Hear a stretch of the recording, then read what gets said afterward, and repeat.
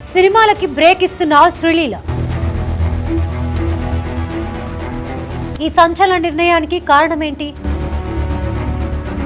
Cricketer Tilak వర్మతో dating వార్తలు నిజమేనా? టాలీవుడ్ లో అతి తక్కువ సమయంలోనే స్టార్ హీరోయిన్ స్టేటస్ దక్కించుకున్న నటి శ్రీలీల ఒకానొక దశలో రోజుకు 2 కాల్ షీట్లు ఇస్తూ బ్యాక్ టు బ్యాక్ సినిమాలతో ఫుల్ బిజీగా గడిపింది ఈ యంగ్ బ్యూటీ. అయితే గత కొంతకాలంగా శ్రీలీల వెండి తెరపై పెద్దగా సందడి చేయడం లేదు, కొత్త సినిమాలకు కూడా సైన్ చేయడం లేదు. దీంతో ఆమెకు ఆఫర్లు తగ్గిపోయాయా లేక కావాలనే సినిమాలను పక్కన పెట్టిందా అనే చర్చలు నడుస్తున్నాయి.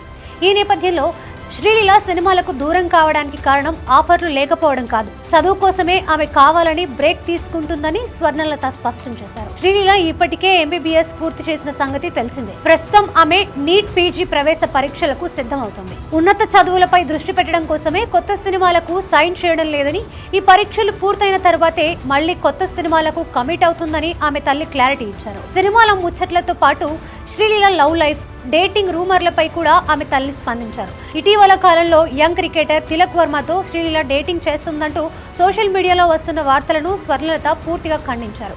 ఇందులో ఎలాంటి నిజం లేదని తేల్చి చెప్పారు.